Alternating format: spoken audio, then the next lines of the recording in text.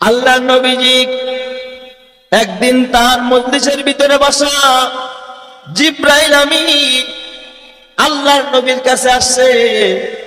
জিব্রাইল আমিনও বসা নবীজির সাথে কথা বলতেছে। ইতিমধ্যে দেখে এক সাহাবী আসতেছে। ওই সাহাবীর নাম হযরত আবু যর গিফারি রাদিয়াল্লাহু তাআলা আনহু। আবু যর গিফারি আসতেছে, নবীর সাহাবী। জিব্রাইল আমিন ডাক দেয়া কয়, ইয়া রাসূলুল্লাহ, ইয়া হাবিবাল্লাহ, ওই যে আপনার সাহাবী হযরত আবু যর গিফারি আসতেছে। নবীজি আশ্চর্য হয়ে কয়, ভাই জিব্রাইল, তুমিও কি আবু যর গিফারির চেনো নাকি? ভাই জিব্রাইল, আপনিও কি আবু যর গিফারির চেনেন? হযরত জিব্রাইল আমিন ডাক দেয়া কয়, ইয়া রাসূলুল্লাহ, ইয়া হাবিবাল্লাহ, আমি জিব্রাইল একা না, আল্লাহর আকাশের কোটি কোটি লক্ষ লক্ষ ফেরেশতারা আপনার আবু যর গিফারিরে ভালো করে চিনে। জোরে কোন সুবহানাল্লাহ।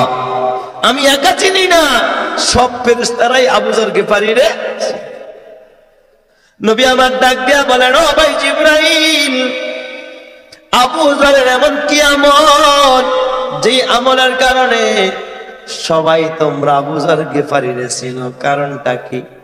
হযরতে জিব্রাইল আমিন ডাক দেয়া, কেন নবীজি, আপনি তো জানেন না আবু যরের বিশেষ দুইটা আমল আছে, বিশেষ দুইটা আমল। হযরত আবু যর গিফারি এক নম্বর আমল হলো নিজের নিজে ছোট মনে করে। সব সময় নিজের নিজে ছোট মনে করে, নিজের নিজে ছোট মনে করে, অহংকার নাই। এই মানুষটার ভিতরে তাওয়াজুতে ভরা। আর আল্লাহর নবী হাদিসে কয়, মান তাওয়াদা লিল্লাহি রাফাহুল্লাহ, যেই মানুষটা আল্লাহর জন্য বিনয়ী হয়ে যায়, নত হয়ে যায়, ওই মানুষটার মর্যাদা আকাশচুম্বী বানায়া দেয় কে? আর তাকাব্বুরি করলে ধ্বংস হয়ে যাবে। তাকাব্বুরি একমাত্র কার চাদর? আল্লাহর চাদর। এই তাকাব্বুরি আর অহংকার করার একমাত্র অধিকার রাখেন কে? কোন মানুষ রাখে নাকি? না না। এ মানুষ, তুই কেমনে তাকাব্বুরি করবি? তুই তো আরেকজনের মুহতাজ, তুই তো খালেকের মুহতাজ। তোর ভিতরে কত অহংকার, এত গরিমা, নিজেকে নিজে মিটায়া দে। তুই যদি মিটাইতে পারস, তোকে বড় বানায়া দিবে কে? কয় হুজুর, দুই নম্বরের আমলটা কেউ? ভাই জিব্রাইল। জিব্রাইল ডাক দেয়া কয়, ইয়া রাসূলুল্লাহ, আপনার আবু যরের আর একটা আমল হলো কাসরাতু তিলাওয়াতি সূরাতিল ইখলাস। আপনার আবু যর গিফারি যখন এই সময় পায়, তখন এই সূরা ইখলাস পড়তে থাকে। জাতীয় সঙ্গীত বানায় নিছে সূরা ইখলাসকে। আপনার আবু যর গিফারি হাঁটতে থাকে, সূরা ইখলাস পড়তে থাকে। আপনার আবু যর গিফারি ঘুমাইতে যায়, তখনও সূরা ইখলাস পড়ে। আপনার আবু যর গিফারি কাজ করতে থাকে আর সূরা ইখলাস পড়তে থাকে। কয় আবু যর গিফারি যখন সূরা ইখলাস পড়ে, আকাশের ভিতরে ফেরেশতারা প্রতিযোগিতা লাগায় কার আগে কে কত বেশি নেকি লিখবে। এই জন্য আবু যরের সূরা ইখলাস তেলাওয়াত কালে ফেরেশতারা ব্যস্ত হয়ে যায়, সব ফেরেশতারা ডিউটিতে লাগা যায়, আবু যরের আমল নামার মধ্যে নেকি লিখতে থাকে। এই জন্য আকাশের এমন কোন ফেরেশতা নাই যেই ফেরেশতা আপনার আবু যর গিফারিরে চিনে না। জোরে কোন সুবহানাল্লাহ। কি পরিমাণ ফজিলত সূরা ইখলাসের ভিতরে! এখানে বৈশা যদি আপনি মাত্র 3 বার সূরা ইখলাস পড়েন, এক খতম কোরআনের তেলাওয়াতের সওয়াব দান করবে কে? আল্লাহ। এই আমলটা আমরা করতে পারবো না ইনশাআল্লাহ? সবাই পড়েন না 3 বার ইনশাআল্লাহ। বিসমিল্লাহির রহমানির রহিম। কুল হুয়াল্লাহু আহাদ, আল্লাহুস সামাদ, লাম ইয়ালিদ ওয়া লাম ইউলাদ ওয়া লাম ইয়াকুল লাহু কুফুয়ান আহাদ। বিসমিল্লাহির রহমানির রহিম। قل هو الله أحد الله الصمد لم يلد ولم يولد ولم يكن له كفوا أحد بسم الله الرحمن الرحيم قل هو الله أحد الله الصمد لم يلد ولم يولد ولم يكن له كفوا أحد زركن الله أكبر ذكر الله এক এক খতম কোরআনের সওয়াব লেখা দিয়েছে কে? আল্লাহ। অল্প সময়, কয় মিনিট লাগছে বলেন? অল্প সময়ের আমল। সূরা ইখলাস পারেন এমন কেউ নাই। আল্লাহর নবীজি একদিন সাহাবায়ে কেরামদেরকে নিয়ে বসে আছে রাতের বেলায়। নবী আমার ডাক দেয়া বলে, সাহাবীরা কে আছো, কে আছো? আসমানি 104 খানা কিতাব, এই সব কিতাবগুলো খতম করে তারপরে ঘুমাইবা। সাহাবায়ে কেরাম বলেন, ইয়া রাসূলুল্লাহ, আসমানি 104 খানা কিতাব পড়তে তো কমপক্ষে কয়েক মাস লাগবে। নবীজি গো, আসমানি সব কিতাবগুলো কেমনে করে ঘুমাবো, এটা কি সম্ভব নাকি? নবী আমার বলে, না না, অল্প সময় সম্ভব। সাহাবায়ে কেরাম বললেন, কিভাবে সেটা ইয়া রাসূলুল্লাহ? নবীজি বলেন, কেউ যদি ঘুমানোর আগে আউযু বিল্লাহ বিসমিল্লাহ পড়ে একবার সূরা ফাতিহা পাঠ করে, একবার আলহামদু সূরা পাঠ করে, আসমানি 104 খানা কিতাব পড়লে যেই সওয়াব হইতো, আল্লাহ তার আমলনামার ভিতরে ওই সওয়াব দান করে দিবে। সুবহানাল্লাহ। নবীজি বললেন, কে আছো কোরআন খতম করে ঘুমাইবা? সাহাবায়ে কেরাম বললেন, ইয়া রাসূলুল্লাহ, কোরআন পড়তে তো লম্বা সময় দরকার, ঘুমের টাইম থাকবে না, কোরআন খতম করে কেমনে ঘুমাবো নবীজি গো? নবীজি আমার কয়, সাহাবীরা না না, বেশি কষ্ট না, 3 বার মাত্র সূরা ইখলাস করে ঘুমাও, আল্লাহ তোমার আমলনামার ভিতরে একটা কোরআন খতমের সওয়াব লেখা দিবে। সুবহানাল্লাহ। তাহলে একবার সূরা ফাতিহা, 3 বার সূরা ইখলাস পড়লে খালি কোরআন খতম না, আসমানি সব কিতাব পড়ার সওয়াব দান করে দেয় কে? এই আমলটা আজকে থেকে মরণ পর্যন্ত করতে কারা কারা রাজি, একটু হাত দেখান তো। আল্লাহ তুমি সবাইকে কবুল করো, সবাই বলে আমিন। আলহামদুলিল্লাহ নাহমাদুহু ওয়া নাস্তাঈনুহু ওয়া নাস্তাগফিরুহু ওয়া নু'মিনু বিহি ওয়া নাতাওয়াক্কালু আলাইহি ওয়া নাউযু বিল্লাহি মিন শুরুরি আনফুসিনা ওয়া মিন সাইয়্যাতি আ'মালিনা মান ইয়াহদিহিল্লাহু ফালা মুদিল্লা লাহু ওয়া মান ইউদ্লিলহু ফালা হাদিয়া লাহু ওয়া নাশহাদু আন লা ইলাহা ইল্লাল্লাহ وحده لا شريك له ونشهد أن سيدنا وسندنا وحبيبنا وطبيبنا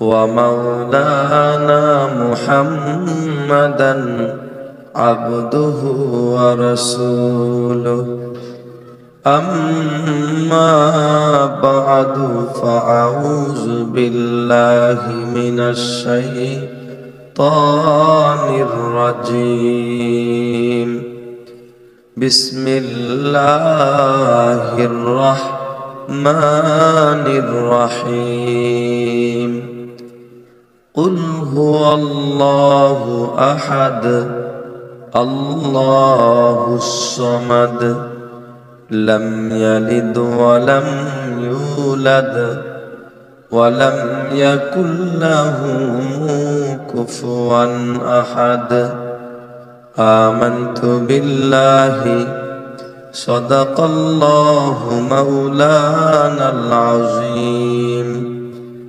وقال صاحب القرآن رسول الله صلى الله عليه وسلم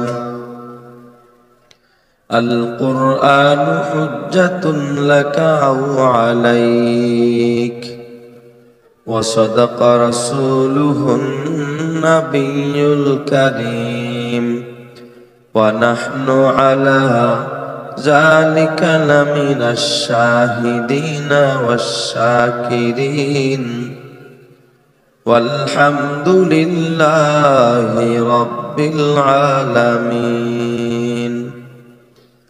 खाना काबा का मंजर ऐ खुदा देखा मुझे मक्का व शहर मदीना देखने को दे मुझे, वो मकामाते मुबारक की जियारत हो नसीब, जिसमें रहमत बेशुमारा देखने को दे मुझे। ऐ खुदा सैराब कर दे आबे ज़मज़म से मुझे, इस्तिलाम हजर अस्वद से मुशर्रत कर मुझे। गम्बुदे खदरा दिखा दो रौज़ाए अतहर मुझे, दरमियाने कब्र मिंबर गिरगिराने दे मुझे। मोहब्बतेर साथे दुरूद शरीफ पाठ करी। अल्लाहुम्मा सल्लि अला मुहम्मदिन व अला आलि मुहम्मद।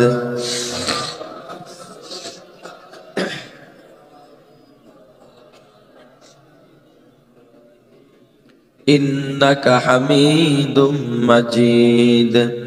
अल्लाहुम्मा बारिक अला मुहम्मदिन व अला आलि मुहम्मद कमा बारकत अला इब्राहीम व अला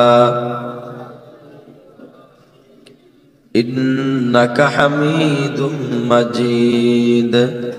रब्बना ला तुज़िग़ क़ुलूबना बअद इज़ हदैतना व हब लना मिन लदुनका रहमा इन्नका अंतल वह्हाब।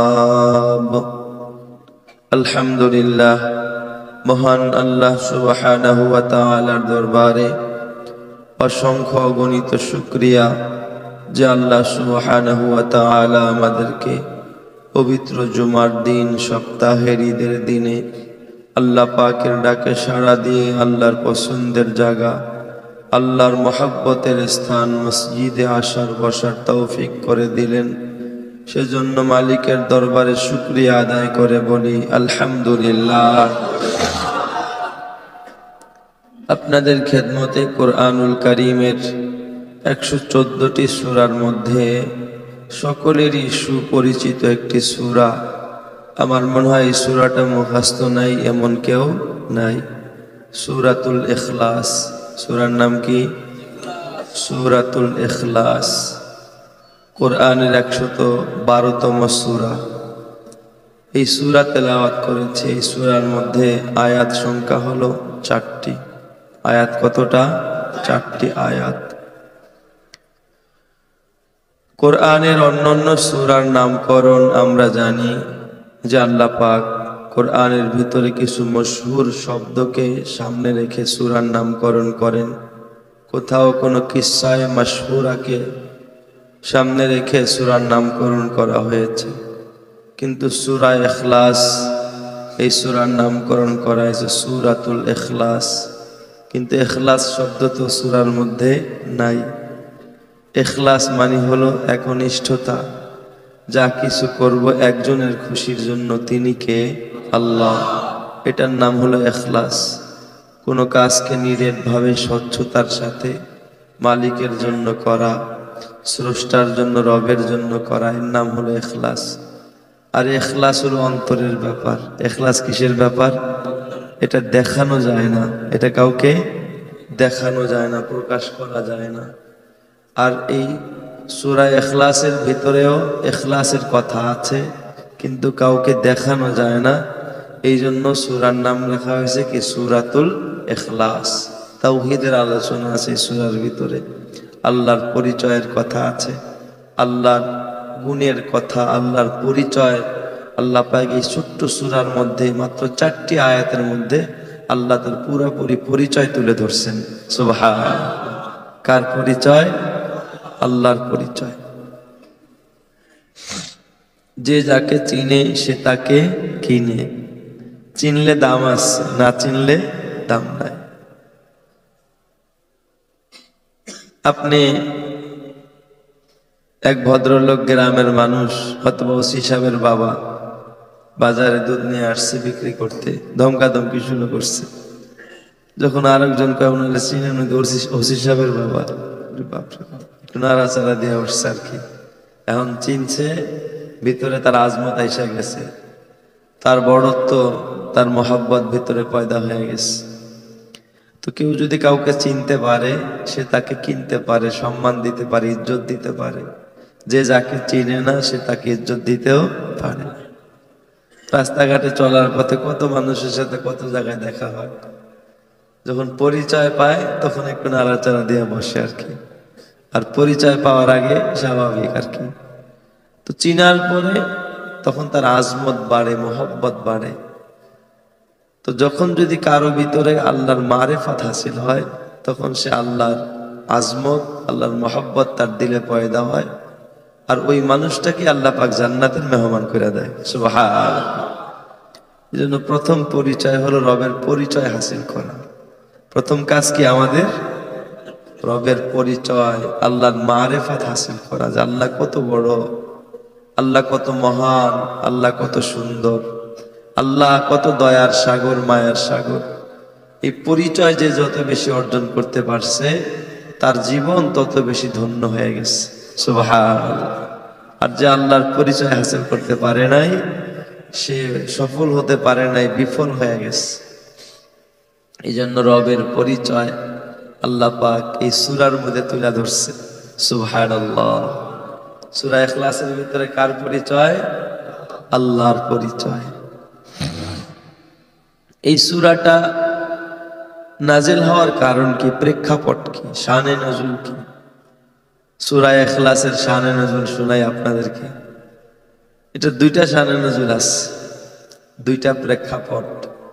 প্রথম শানে নজুল হলো যে মক্কার কাফেরেরা, মুশরিকেরা নবীজির কাছে আইসা প্রশ্ন করতেছে, ইয়া মুহাম্মদ ইবনে আব্দুল্লাহ, হে মুহাম্মদ, তুমি তো এক আল্লাহর প্রতি আমাদেরকে ডাকো, এক আল্লাহর গোলামি করতে বলো, হাজারো দেবতাকে পরিত্যাগ করতে বলো, আমাদের দেব দেবীকে পরিহার করে তোমার খোদার ইবাদত করতে বলো। আমরা করতে পারি, তবে মুহাম্মদ তোমার খোদার একটু পরিচয় দাও। তোমার খোদা কিসের তৈরি? তোমার খোদারে কি দিয়া বানানো হয়েছে? প্রত্যেকটা বস্তুর তৈরির পিছনে তো কিছু পদার্থ আছে না নাই? মানুষ তৈরির পদার্থ আগুন, পানি, মাটি, বাতাস, চার পদার্থ দিয়ে কি করছে? আপনার আমার দেহকে আল্লাহ বানাইছে। এই যে বিল্ডিংটা তৈরি করছে, এখানে কিছু মাল ম্যাট্রিক্স আছে না নাই? কিছু পদার্থ আছে না নাই? ইট, বালু, রড, সিমেন্ট, এইগুলোর সংমিশ্রণ এবং পানি মিলেই কি হয়ে গেছে? এই বিল্ডিংটা হয়েছে আর কি। একটা টেবিল বানাইছেন, এরও কিছু বানানোর মূলধন, কিছু পদার্থ আছে, কাঠ, লোহা, এরপর আরো কিছু কাঠ, এরপর মানুষের শ্রম। প্রত্যেকটা জিনিস বানানোর কিছু উপাদান আছে। মানে ওদের চিন্তা হলো মুশরিকদের, যে আমাদের খোদারে তো বানাই আমরা কি দিয়া? মাটি দিয়া। প্রথমে আছে একটা বাঁশ, ভিতরে কি আছে? বাঁশ। এরপরে কিছু চটি, খড়কুটা, এরপরে এটারে খাড়া করাইতে আবার পাশা দিয়ে আরেকটা ঢুকাইতে হয়। তা আমাকে খোদার পাশার মধ্যে তো বাঁশ ঢুকাইছি, তো মোহাম্মদ যেই খোদার কথা কয়, এই খোদার পাশায় আবার কোনটা ঢুকানো? এটা মানে ওদের একটা চিন্তা চেতনা আর কি। দেখি কি বলে, যে আমার খোদারে তো একা দাঁড়াইতে পারে না, আমার খোদারে দাঁড় করাইতে হলে কিছু একটার মধ্যে ঠেক লাগায় কি করতে হয়? দাঁড় করাইতে হয়, পাশা দিয়ে একটা ঢুকাইতে হয়, এরপরে পিছন থেকে ট্যাক লাগাইতে হয়। কোথাও রাখতে হইলেও তাকে আরেকটা সহযোগিতা নিয়ে রাখতে হয়।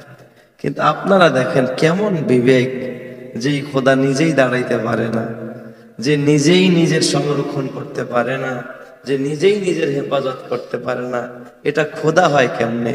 এটা কোনোদিন কারো রব হতে পারে না, কারো কোনো ইলাহ হতে পারে না।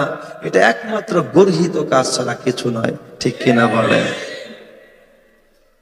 নবীজির যুগে এক লোক একটা মূর্তি নিয়ে আসছে, এক ইহুদি, এক হিন্দু মানুষ মূর্তি নিয়ে দরবারে নবুয়াতে হাজির হইছে। কিন্তু মূর্তিটার দেখে হাত ভাঙা। মূর্তিটার কি ভাঙা? হাত ভাঙা। তো জিজ্ঞাসা করতেছে, নাই ব্যাপারটা কি, এটা কি? কয়টা আমার দেবতা, আমার খোদা। কয় খোদার হাত ভাঙলো কেমনে? কয় বাইরে ভাঙছি, পিটায়া ভাঙছি। কয় কে? খোদার হাত তুমি পিটায়া ভাঙলা কেন?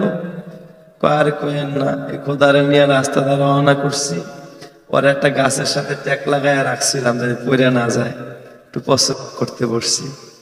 এর মধ্যেই দেখি পিছন থেকে কুকুর একটা আইসা এটার গায়ে প্রস্রাব করতেছিল। তো আমি খোদারে বলতেছিলাম একটু হুশ করো, একটু আওয়াজ দাও যেন কুকুরটা সরে যায়। একটু আওয়াজও দিতে পারে না, প্রস্রাবে ভিজাইয়া দিতেছে, গোসল করাইয়া দিতেছে, একটু আওয়াজ দিব, একটু সরাইব, তাও পারে না।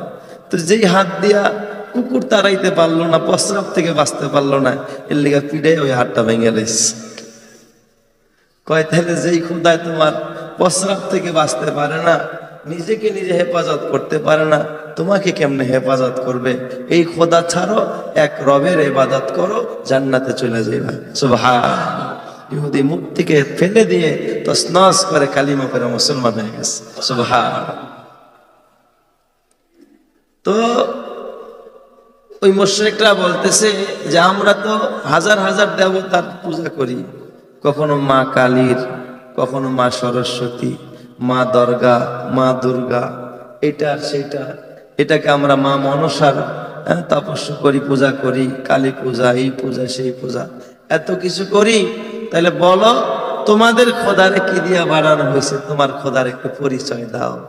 তখন আল্লাহ পাক এই সূরা নাজিল কইরা আল্লাহ পাক তার রবের পরিচয় দিয়ে দিছে।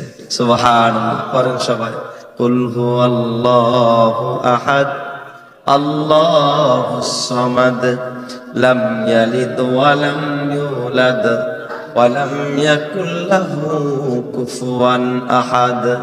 শোনো, আমার রব তো এক, ওয়াহিদ বলে নাই, এক এমন না। আমার আল্লাহ এমন একজন রব, আমার খোদা এমন একজন প্রভু যিনি একাকিত্ব, তার সাথে দুই বলতে কিছু নাই। তো দেখুন সুবহান, আমার আল্লাহ এক। কুল হুয়াল্লাহু আহাদ আল্লাহুস সামাদ। আমার রব তো বেনিয়াস, আমার রব কারো প্রতি মুখাপেক্ষী না। তোমাদের রবকে দাঁড় করাইতে হলে মুখাপেক্ষী, রড সারা পাশার মধ্যে বাস ঢুকানো ছাড়া দাঁড়াইতে পারে না। ঠিক না বে ঠিক? আমার আল্লাহ এমন এক আল্লাহ, আল্লাহুস সামাদ, যিনি বেনিয়াস, তিনি নিজের অস্তিত্বের জন্য কারো মুহতাজ না। তোমাদের খোদা বানাইতে হলে একজন বানানেওয়ালা আছে না নাই? মূর্তির নির্মাতা আছে না নাই? কিন্তু আমার আল্লাহর কোন স্রষ্টা আছে নাকি? নির্মাতা আছে নাকি? আল্লাহুস সামাদ, আল্লাহ বেনিয়াস, কারো মুখাপেক্ষী না। আল্লাহর বানানেওয়ালা কেউ নাই, আল্লাহকে বানানেওয়ালা কেউ নাই। ট্যাগ দেওয়ার মতো কিছু লাগে না, পাশা দিয়া কোনো বাঁশও ঢুকাইতে হয় না, খড়কুটাও লাগে না। আমার রব এমন এক রব আল্লাহুস সামাদ, যিনি কারো মুখাপেক্ষী না। গোটা পৃথিবীকে যদি বানাইতে চায় মুহূর্তে বানাইতে পারে, কাউরে লাগে না, ফেরেশতা লাগে না, মিস্ত্রি লাগে না, কোনো জোগালো লাগে না। আবার ধ্বংস করতে চাইলে শুধু কোন বললেই সঙ্গে সঙ্গে ধ্বংস হয়ে যায়। সুবহানাল্লাহ। আল্লাহুস সামাদ লাম ইয়ালিদ ওয়া লাম ইউলাদ, তিনি কাউকে জন্ম দেয় না, তার কোনো সন্তান নাই। মানুষ দেখবেন পিতা সন্তানের মুহতাজ থাকে অনেক ক্ষেত্রে বুড়া হয়ে গেলে, ঠিক না বে ঠিক? আবার সন্তান দেখবেন পিতার মুহতাজ হয়। ছোট ভাই বড় ভাইয়ের মুহতাজ, বড় ভাই অনেক ক্ষেত্রে ছোট ভাইয়ের মুহতাজ। ছোট নেতা বড় নেতার ধর্ণা ধরে, বড় নেতার কাছে সে মুহতাজ। চেয়ারম্যান সাহেব এমপির মুহতাজ, এমপি মন্ত্রীর মুহতাজ, মন্ত্রী প্রধানমন্ত্রীর মুহতাজ আছে না নাই? এ বাবা প্রাইম মিনিস্টার বিদেশের মুহতাজ, বিদেশওয়ালায় আবার তার উপরের সুপার পাওয়ারের মুহতাজ। ঠিক না ব্যাটিক? যারা কান আল্লাহ বলে আমি রব এমন এক রব, আমি কারো মুহতাজ না, আজরাইলের মুহতাজ না, জিব্রাইলের মুহতাজ না। এ বান্দা আমার ধন ভান্ডারে অভাব নাই, আমি আল্লাহ চাইতে দেরি হয়, হইতে দেরি হয় না। সুবহানাল্লাহ। ওয়ালাম ইউলাদ, তিনি কারো কাছ থেকে জন্ম নেয় নাই, তিনি কাউরে জন্ম দেয় না। ওয়ালাম ইয়াকুল লাহু কুফুয়ান আহাদ, ওই আল্লাহর সমকক্ষ বলতে কিছু নেই। সুবহানাল্লাহ কোন সবাই। আমার আল্লাহকে বানানোর জন্য মাটি লাগে না, আমার আল্লাহকে বানানোর জন্য কোনো নূর লাগে না, আমার আল্লাহকে বানানোর জন্য কোনো পদার্থ লাগে না। এ বাবা, আল্লাহ পাক নূর দিয়া বানাইছে ফেরেশতা, আগুন দিয়া বানাইছে জিন জাতি, মাটি দিয়া বানাইছে মানুষ। মানুষের এমন কিছু নাই যেটার মুহতাজ আমার আল্লাহ। যদি বলেন আল্লাহ নূরের তৈরি, তাইলে বুঝতে হবে আল্লাহ নূরের মুহতাজ। ঠিক না বে ঠিক? যদি বলেন আল্লাহ আগুনের তৈরি, আল্লাহ আগুনের মুহতাজ। যদি বলেন আল্লাহ মাটির তৈরি, তাহলে মাটির মুহতাজ। আমি মাটির তৈরি, আমি মাটির মুহতাজ। জিন্নাতের আগুনের তৈরি, জিন্নাতেরা আগুনের মুহতাজ। এ ফেরেশতারা নূরের তৈরি, ফেরেশতারা নূরের মুহতাজ। আমার আল্লাহ কামা ইয়ালিকু বিশানিহি, কি দিয়া বানানো তিনি ছাড়া কেউ জানে না। আমার আল্লাহ কার মুহতাজ না। ওয়ালাম ইয়াকুল্লাহু কুফুয়ান আহাদ, আল্লাহর সমকক্ষ পৃথিবীতে কেউ নাই। যেটা কোন সুবহানাল্লাহ। পরিচয় দিয়ে দিচ্ছে। আরেকটা শানে নজরুল বয়ান করছে যে মক্কার মুশরিকের আইসা কয়, এই মুহাম্মদ, তুমি যে রবের কথা কও, আমাকে তো একটা বংশ পরিচয় আছে না? আমার নাম অমুক, আমার বাবার নাম তমুক, আমার দাদার নাম অমুক, আমার পরদাদার নাম অমুক। নবীর নাম মুহাম্মদ, পিতার নাম আব্দুল্লাহ, দাদার নাম আব্দুল মুত্তালিব, পরদাদার নাম হাশিম। এইভাবে একটা বংশ পরম্পরা আছে না নাই? আমাদের প্রত্যেকেরই একটা কি আছে? বংশ পরম্পরা আছে, নসব, যেটাকে বলে নসব। মক্কার কাফের রাইসা কয়া, মুহাম্মদ বলো তোমার রবের বংশ কি? তোমার রব কার থেকে আসলো? তার বাবার নাম কি? তার দাদার নাম কি? তার দাদার নাম কি? তার বাবার নাম কি? আল্লাহ পাক বলে, জিবরাইল, মক্কার কাফেররা আমার বন্ধুর কাছে আমার পরিচয় জানতে চায়, আমার বংশ পরিচয় জানতে চায়। যা যা, আমি রবের পরিচয় দিয়া দে। কুল হুয়াল্লাহু আহাদ, আমার আল্লাহ এক, অদ্বিতীয়, আল্লাহর কোনো দ্বিতীয় নাই। আল্লাহুস সামাদ, আল্লাহ বেনিয়াজ, লাম ইয়ালিদ ওয়া লাম ইউলাদ, তিনি কাউরে জন্ম দেয় না, কারো থেকে জন্ম নেয় না। জন্ম দিলেই না বংশ হয়, জন্ম নিলেই না বংশ হয়। আমার আল্লাহর পিতা নাই, মাতা নাই, আমার আল্লাহর সন্তান নাই। ওয়া লাম ইয়াকুল্লাহু কুফুয়ান আহাদ, আমার আল্লাহর সমকক্ষ কেউ নাই। জোরে কোন সুবহানাল্লাহ। এই সূরাতুল ইখলাসের এত দাম, এত দাম। কেউ যদি একবার, এক বছর ভিতরে 3 বার সূরা ইখলাস পড়ে, কয়বার? 3 বার, তার আমলনামার ভিতরে আল্লাহ পাক পবিত্র কোরআনুল কারীমের এক খতমের সওয়াব দান করে দিবেন। সুবহানাল্লাহ। এত বেশি ফজিলত সূরা ইখলাস। এই সূরাটার বড় দাম। এটার মধ্যে আমার রবের পরিচয় আছে। কার পরিচয়? আল্লাহর পরিচয়।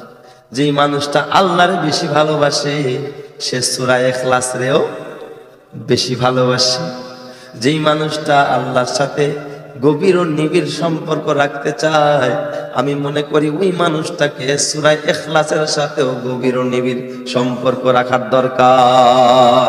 হাঁটতেছেন, কোরআন পড়তে পারেন না, বারবার সূরা ইখলাস পড়েন।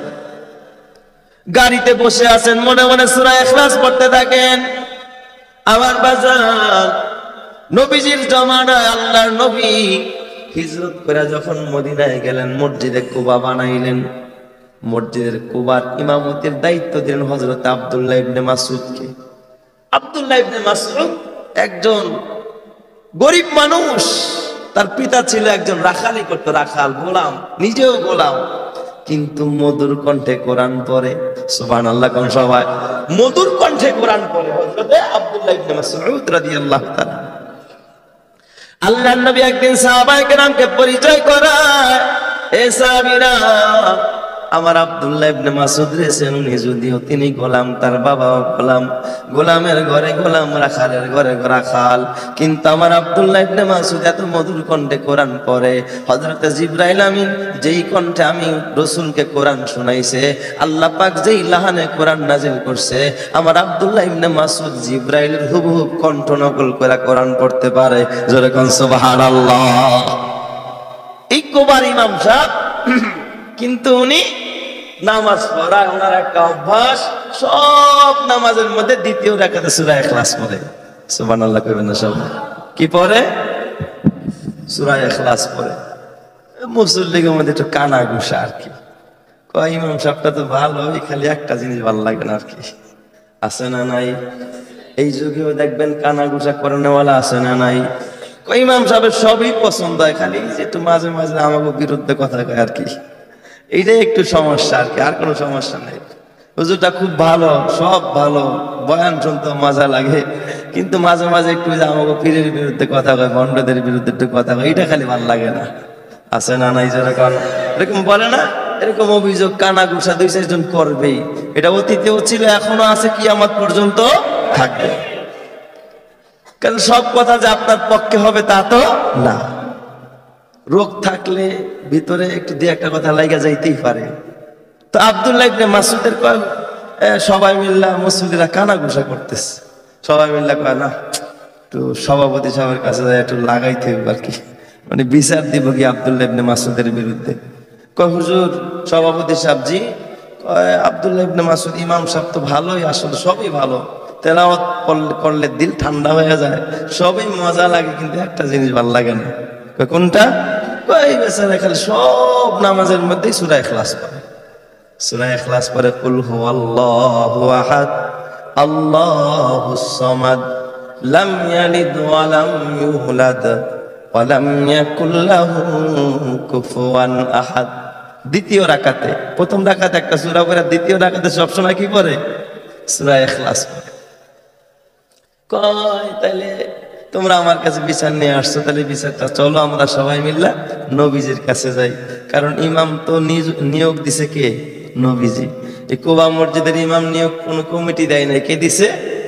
নবীজি দিছে। তা আমার কাছে তো বইলা লাভ নাই, যিনি নিয়োগ দিছে তার কাছেই যাই, চলো দেখি নবীজি কি ফয়সালা দেয়।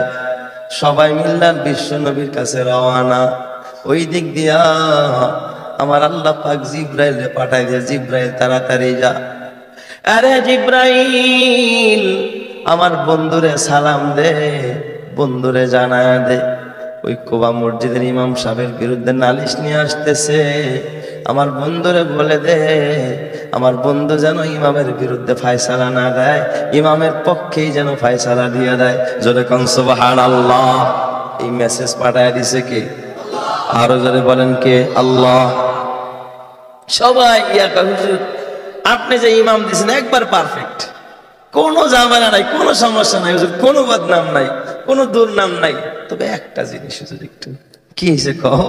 কয় হুজুর খালি আর কোন সূরা টুরা কি পারে কিনা জানি না, হুজুর একটা সূরাই খালি বারবার পড়ে। হুজুর কয় কোন সূরাটা পড়ে? কয় সূরা ইখলাস পড়ে। আল্লাহর নবী ডাক দিয়া বলে এ সাহাবীরা যাও যাও আমার আব্দুল্লাহ ইবনে মাসউদরে আমার দরবারে ডাকাও। হযরত আব্দুল্লাহ ইবনে মাসউদকে দরবারে ডাকানো হলো। নবীজি আমার জিজ্ঞাসা করে আব্দুল্লাহ তুমি কি অন্য সূরা পড়তে পারো না, তুমি কেন বারবার সূরা ইখলাস পড়ো? হযরত আব্দুল্লাহ ইবনে মাসউদের চোখ দিয়ে পানির ফোঁটা বের হয়ে গেছে।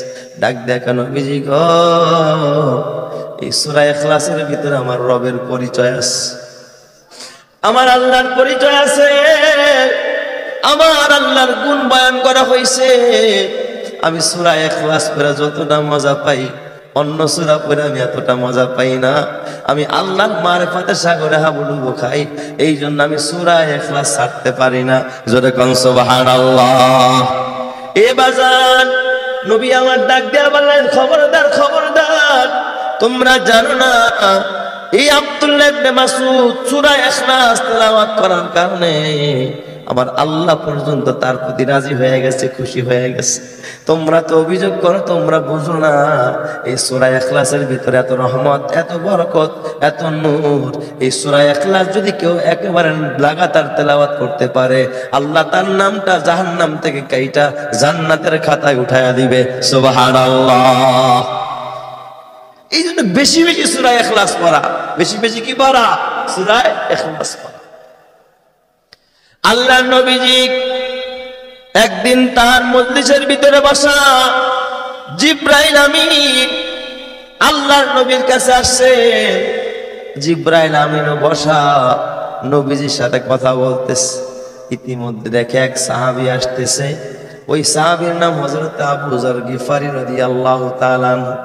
আবু যর গিফারি আসতেছে নবীর সাহাবী। জিবরাইল আমিন ডাক দেয়া কয়, ইয়া রাসূলুল্লাহ, ইয়া হাবিবাল্লাহ, ওই যে আপনার সাহাবী হযরত আবু যর গিফারি আসতেছে। নবী আশ্চর্য হয়ে কয়, ভাই জিবরাইল, তুমিও কি আবু যর গিফারি রে চেনো নাকি? ভাই জিবরাইল, আপনিও কি আবু যর গিফারি রে চেনেন? হযরত জিবরাইল আমিন ডাক দেয়া কয়, ইয়া রাসূলুল্লাহ, ইয়া হাবিবাল্লাহ, আমি জিবরাইল একা না, আল্লাহর আকাশের কোটি কোটি লক্ষ লক্ষ ফেরেশতারা আপনার আবু যর গিফারি রে ভালো করে চিনে। জোরে কোন সুবহানাল্লাহ। আমি একা চিনি না, সব ফেরেশতারাই আবু যর গিফারি রে। নবী আমার ডাক দিয়া বলেন, ও ভাই জিবরাইল, আবু যরের এমন কি আমল, যে আমলের কারণে সবাই তোমরা আবু যর গিফারি রে চিনো? কারণটা কি? হযরতে জিবরাইল আমিন ডাক দেয়া কয়, নবীজি, আপনি তো জানেন না, আবু যরের বিশেষ দুইটা আমল আছে, বিশেষ দুইটা আমল। হযরত আবু যর গিফারি এক নম্বর আমল হলো নিজের নিজে ছোট মনে করে। সব সময় নিজের নিজে ছোট মনে করে, নিজের নিজে ছোট মনে করে, অহংকার নাই। এই মানুষটার ভিতরে তাওয়াজুতে ভরা। আর আল্লাহর নবী হাদিসে কয়, মান তাওয়াদা লিল্লাহি রাফাহুল্লাহ, যেই মানুষটা আল্লাহর জন্য বিনয়ী হয়ে যায়, নত হয়ে যায়, ওই মানুষটার মর্যাদা আকাশচুম্বী বানায় দেয় কে? আর তাকাব্বুরি করলে ধ্বংস হয়ে যাবে। তাকাব্বুরি একমাত্র কার চাদর? আল্লাহর চাদর। এই তাকাব্বুরি আর অহংকার করার একমাত্র অধিকার রাখেন কি? কোন মানুষ রাখে নাকি? না না। এ মানুষ, তুই কেমনে তাকাব্বুরি করবি? তুই তো আরেকজনের মুহতাজ, তুই তো খালেকের মুহতাজ। তোর ভিতরে কত অহংকার, এত গরিমা, নিজেকে নিজে মিটায়া দে। তুই যদি মিটাইতে পারস, তোকে বড় বানায়া দিবে কে? কয় হুজুর, দুই নম্বরের আমলটা কেউ ভাই জিবরাইল। জিবরাইল ডাক দিয়া কয়, ইয়া রাসূলুল্লাহ, আপনার আবু যরের আর একটা আমল হলো কাসরাতু তিলাওয়াতি সূরাতিল ইখলাস। আপনার আবু যর গিফারি যখন এই সময় পায়, তখন এই সূরা ইখলাস পড়তে থাকে। জাতীয় সঙ্গীত বানায় নিছে সূরা ইখলাসকে। আপনার আবু যর গিফারি হাঁটতে থাকে, সূরা ইখলাস পড়তে থাকে। আপনার আবু যর গিফারি ঘুমাইতে যায়, তখনও সূরা ইখলাস পড়ে। আপনার আবু যর গিফারি কাজ করতে থাকে আর সূরা ইখলাস পড়তে থাকে। কয় আবু যর গিফারি যখন সূরা ইখলাস পড়ে, আকাশের ভিতরে ফেরেশতারা প্রতিযোগিতা লাগায়, কার আগে কে কত বেশি নেকি লিখবে। এই জন্য আবু যরের সূরা ইখলাস তেলাওয়াত কালে ফেরেশতারা ব্যস্ত হয়ে যায়, সব ফেরেশতারা ডিউটিতে লাগা যায়, আবু যরের আমল নামার মধ্যে নেকি লিখতে থাকে। এই জন্য আকাশের এমন কোন ফেরেশতা নাই যে ফেরেশতা আপনার আবু যর গিফারি রে চিনে না। জোরে কোন সুবহানাল্লাহ। কি পরিমাণ ফজিলত সূরা ইখলাসের ভিতরে।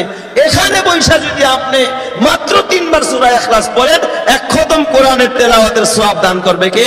আল্লাহ। এই আমলটা আমরা করতে পারবো না ইনশাআল্লাহ? সবাই পড়েন না 3 বার ইনশাআল্লাহ। বিসমিল্লাহির রহমানির রহিম। قل هو الله أحد الله الصمد لم يلد ولم يولد ولم يكن له كفوا أحد بسم الله الرحمن الرحيم قل هو الله أحد الله الصمد لم يلد ولم يولد ولم يكن له كفوا أحد بسم الله الرحمن الرحيم قل هو الله أحد الله الصمد لم يلد ولم يولد ولم يكن له كفوا أحد زركنا الله أكبر ذكر الله এক এক খতম কোরআনের সওয়াব লেখা দিয়েছে কে? আল্লাহ। অল্প সময়, কয় মিনিট লাগছে বলেন? অল্প সময়ের আমল। সূরা ইখলাস পারে না এমন কেউ নাই। আল্লাহর নবীজি একদিন সাহাবায়ে কেরামদেরকে নিয়ে বসে আছে রাতের বেলায়। নবী আমার ডাক দেয়া বলে, সাহাবীরা কে আছো, কে আছো? আসমানি 104 খানা কিতাব, এই সব কিতাবগুলো খতম করে তারপরে ঘুমাইবা। সাহাবায়ে কেরাম বললেন, ইয়া রাসূলুল্লাহ, আসমানি 104 খানা কিতাব পড়তে তো কমপক্ষে কয়েক মাস লাগবে। নবীজি গো, আসমানি সব কিতাবগুলো কেমনে পড়ে ঘুমাবো? এটা কি সম্ভব নাকি? নবী আমার বলেন, না না, অল্প সময়ে সম্ভব। সাহাবায়ে কেরাম বললেন, কিভাবে সেটা ইয়া রাসূলুল্লাহ? নবীজি বলেন, কেউ যদি ঘুমানোর আগে আউযু বিল্লাহ বিসমিল্লাহ পড়ে একবার সূরা ফাতিহা পাঠ করে, একবার আলহামদু সূরা পাঠ করে, আসমানি 104 খানা কিতাব পড়লে যে সওয়াব হইতো, আল্লাহ তার আমলনামার ভিতরে ওই সওয়াব দান করে দিবে। সুবহানাল্লাহ। নবীজি বললেন, কে আছো কোরআন খতম করে ঘুমাইবা? সাহাবায়ে কেরাম বললেন, ইয়া রাসূলুল্লাহ, কোরআন পড়তে তো লম্বা সময় দরকার, ঘুমের টাইম থাকবে না, কোরআন খতম করে কেমনে ঘুমাবো নবীজি গো? নবীজি আমার কয়, সাহাবীরা, না না, বেশি কষ্ট না, 3 বার মাত্র সূরা ইখলাস করে ঘুমাও, আল্লাহ তোমার আমলনামার ভিতরে একটা কোরআন খতমের সওয়াব লেখা দিবে। সুবহানাল্লাহ। তাহলে একবার সূরা ফাতিহা, 3 বার সূরা ইখলাস পড়লে খালি কোরআন খতম না, আসমানি সব কিতাব পড়ার সওয়াব দান করে দেয় কে? এই আমলটা আজকে থেকে মরণ পর্যন্ত করতে কারা কারা রাজি? একটু হাত দেখান তো। আল্লাহ তুমি সবাইরে কবুল করো, সবাই বলে আমিন। কিছু আমল করা দরকার ভাই, কি বলেন, ঠিক কিনা? আমরা কিন্তু আমল করতে চাই না, অলস হয়ে গেছি, অলস। রিস্কায় বসে আছেন, কি দরকার আছে এদিক এদিক তাকানের? বসে বসে ধ্যানে মগ্ন হয়ে সূরা ইখলাস পড়তে লাগেন, নিজের জীবনে জাতীয় সঙ্গীত বানায় আনেন। কিছু মানুষ আছে দেখবেন, হাঁটতেছে আর চলতেছে আর মনে মনে গানের একটা কলি গাইতেছে। ওই যে সিনেমায় দেখে আসছে টিভিতে, ওইটাই এখন মনের মধ্যে খালি গোরপক খাচ্ছে, খালি আর গাইতেছে, খালি গাইতেছে গাইতেছে। হারে, এই গান গাইতে গাইতে যদি মরণ হয়, জাহান্নামের টিকে টুকে হয়ে যাবে। আর রিস্কায় চলতেছো, গাড়িতে বসে আছো, সূরা ইখলাস পড়তে থাকো। তুমি যদি সূরা ইখলাস পড়তে থাকো, গাড়ি অ্যাক্সিডেন্ট করেও যদি তুমি মারা যাও, কোরআন তেলাওয়াত অবস্থায় তোমার মরণ হবে, মরতে দেরি হবে, জান্নাতে যাইতে দেরি হবে না। সুবহানাল্লাহ। আমার বাজান হযরতে মুআবিয়া রাদিয়াল্লাহু তাআলা আনহু কয়, এই সূরার ভিতরে এত বরকত কেন? আল্লাহ তাওহীদের কথা আছে, কুল হুয়াল্লাহু আহাদ, আল্লাহ, আল্লাহর কোনো শরীক নাই, তার কোনো ছেলে নাই, মেয়ে নাই। আমার আল্লাহ, আল্লাহর কোনো অংশীদার নাই, তার কোনো শরীক নাই। এখানে তাওহীদের কথা আছে, এখানে শিরক মুক্ত ঈমানের কথা আছে। আল্লাহর পরিচয় আছে আল্লাহুস সামাদ, আল্লাহ অমুখাপেক্ষী, কারো মুখাপেক্ষী নয়। আল্লাহ বেনিয়াস, আল্লাহ কারো মুখাপেক্ষী নয়। আল্লাহ পাক পরিচয় দেয় লাম ইয়ালিদ, আল্লাহ পাক কাউকে জন্ম দেয় না, কারণ জন্ম দিলে পিতা অনেক সময় সন্তানের মুহতাজ হয়, আবার সন্তান পিতার মুহতাজ হয়। ওয়ালাম ইউলাদ, তিনি কারো কাছ থেকে জন্ম নেয় নাই। ওয়ালাম ইয়াকুল্লাহু কুফুয়ান আহাদ, তার সমকক্ষ কেউ নাই। এই কথা যখন বান্দা বারবার জবান দিয়ে বলতে থাকে, আমার আল্লাহ খুশি হইয়া তার নামটা জান্নাতের খাতায় উঠায়া দেয়। সুবহানাল্লাহ। এজন্য বেশি বেশি, হার হামেশা বেশি বেশি সূরা ইখলাসের আমল করেন। হযরত মুআবিয়া রাদিয়াল্লাহু তাআলা আনহু ইন্তেকাল হয়ে গেল। মুআবিয়ার জানাজা, সাহাবায়ে কেরাম হযরত মুআবিয়ার জানাজায় নবীজি জানাজা পড়বে। নবী আমার জানাজায় বের হয়ে দেখতেছে পৃথিবীটা যেন অন্ধকার হয়ে গেছে, অন্ধকার। জিবরাইল আমিনও জানাজায় হাজির হয়ে গেছে। সুবহানাল্লাহ।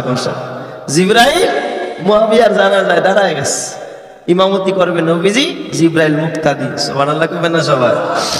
আমাদের এলাকার যদি কারো জানা যায়, এমপি সাহেব আহে, বেটাই একটা আমরা চিনি না, দেখছো আর জানা যায় এমপি সাহেব আইছে।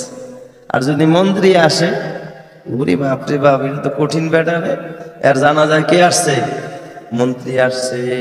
আরে অমুকের জানা যায়, অমুক প্রধান আসছে, তমুক প্রধান আসছে, অমুক সাহেব আসছে, তমুক সাহেব আসছে। তার মানে লোকটার কোয়ালিটি ভালো, দুনিয়ার হাইসিয়ত। কারণ বড় বড় নেতারা তার জানাজায় হাজির হয়ে গেছে। কি বলেন? জানাজায় এমপি আর মন্ত্রী আসলেই তো জান্নাত। কথা কয় না? সাহাবায়ে কেরামের জানাজা, মুআবিয়ার জানাজা, কোন এমপি নয়, কোন মন্ত্রী নয়, স্বয়ং জিবরাইল দাঁড়ায় গেছে। আল্লাহু আকবার কোন সবাই, কে দাঁড়ায় গেছে? জিবরাইল। গোটা পৃথিবীটা অন্ধকার। নবীজি আবার ডাক দিয়া বলেন, ও ভাই জিবরাইল, জিবরাইল রে, মুআবিয়ার জানাজা শুরু হবে, আজকে কি সূর্য ওঠে নাই রে জিবরাইল? সূর্য কেন দেখা যায় না? পৃথিবীটা কেন অন্ধকার হয়ে গেল, অন্ধকারে ছেয়ে গেল রে জিবরাইল? ও জিবরাইল বলো, আজকে কি আকাশে সূর্য দেখা যাবে না? আজকে কি সূর্য ওঠে নাই? অন্ধকার কেন? হযরতে জিবরাইল ডাক দেখা, ইয়া রাসূলুল্লাহ, ইয়া হাবিবাল্লাহ, আপনি তো দেখেন না, আপনি তো জানেন না, হযরতে সূর্য উঠছে ঠিকই, কিন্তু এই জমিনের ভিতরে মুআবিয়ার জানাজায় নামাজ পড়ার জন্য একজন আর দুইজন নয়, আল্লাহর আকাশ থেকে 1,40,000 ফেরেশতা কাতারে দাঁড়ায় গেছে। তাদের ডানা বিস্তৃত হয়ে গোটা পৃথিবীটা সূর্যের আলো ঢাইকা গেছে। জোরে কোন সুবহানাল্লাহ। প্রথম সারিতে 70,000 ফেরেশতা, দ্বিতীয় সারিতে 70,000 ফেরেশতা। ইয়া রাসূলুল্লাহ, আমি জিবরাইল সহ 1,70,000 ফেরেশতা, তারা নূরের ডানা বিস্তৃত কইরা হযরতে মুআবিয়ার জানাজার মধ্যে দাঁড়ায় গেছে। এ বাবা, এমন জীবন তুমি করো হে গঠন, মরণে হাসিবে তুমি, কাঁদিবে ভুবন। দেখুন আল্লামা আহমদ শফির জানাজার দৃশ্য কি তোমাদের নজরে পড়ে না? তুমি কি দেখো না নূর হোসেন কাসিমির জানাজা? কি পরিমাণ মানুষ, তাও দাড়ি টুপিওয়ালা, তাহাজ্জুদ গুজারওয়ালা মানুষ। খালি বাবা বড় বড় নেতা আসলেই জানাজা ভালো হয়ে যায় না, জান্নাতের টিকিট পাওয়া যায় না। জান্নাতি মানুষগুলো যেই জানাজার মধ্যে বেশি শরীক হয়ে যায়, আল্লাহওয়ালা মানুষগুলো যেই জানাজার ভিতরে দোয়া করতে থাকে, ওই জানাজাটা আল্লাহর কাছে কবুল হয়ে আল্লাহ পাক জান্নাতের মেহমান বানায়। জোরে কোন সুবহানাল্লাহ। আল্লাহর নবী জিবরাইলকে ডাক দিয়া কয়, ও ভাই জিবরাইল, বুঝলাম না ব্যাপারটা কি? হযরতে মুআবিয়ার জানাজা এই পরিমাণ ফেরেশতা কেন আসলো? 1,40,000 ফেরেশতা কেন শরীক হয়ে গেল? আল্লাহর নবীর কথা শুনি না জিবরাইল ডাক দিয়া কয়, নবীজি আপনি জানেন না, জানেন না, হযরতে মুআবিয়া সবচেয়ে একটা আমল বেশি করত, সূরাতুল ইখলাস। আল্লাহর পরিচয়, আল্লাহর মারিফাত হযরতে মুআবিয়ার দিলের মধ্যে ভরপুর ছিল। যখন সময় পাইত তখন এই সূরা ইখলাস পড়তো। এই সূরা ইখলাসের বরকতে মুআবিয়ার জবানটা দামি হয়ে গেছে, মুআবিয়ার বদনটাও দামি হয়ে গেছে। এই বদনটা যখন জমিনের মধ্যে পড়ে গেছে, আকাশের কোটি কোটি রহমতের ফেরেশতারা তার জন্য কাঁদতেছে, আর আল্লাহ 1,40,000 ফেরেশতা অলরেডি তার জানাজা পড়ার জন্য পাঠায়া দিছে। জোরে কোন সুবহানাল্লাহ। এই জন্য বাবা জিন্দেগির একটা পণ করো, এইটা বাবা জিন্দেগির ভিতরে একটা পণ করে নাও, ওয়াদা করে নাও যে আল্লাহ সূরা ইখলাসের মহব্বত যেন না ভুলি, সব সময় যেন সূরা ইখলাস পড়তে পারি। আল্লাহ তুমি তৌফিক দান করো। জোরে কান আমিন।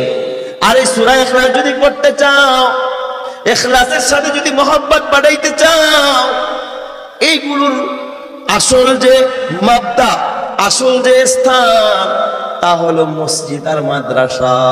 যত মসজিদ থাকবে, মাদ্রাসা থাকবে, এখান থেকে সহি সূরা ইখলাস পড়ানো হবে বাবা। আর মসজিদ মাদ্রাসা থাকবে না, সহি সূরা ইখলাস পড়নেওয়ালাও থাকবে না। এ বাজার, এই জন্য মসজিদের কত সুন্দর কাজ চলতেছে।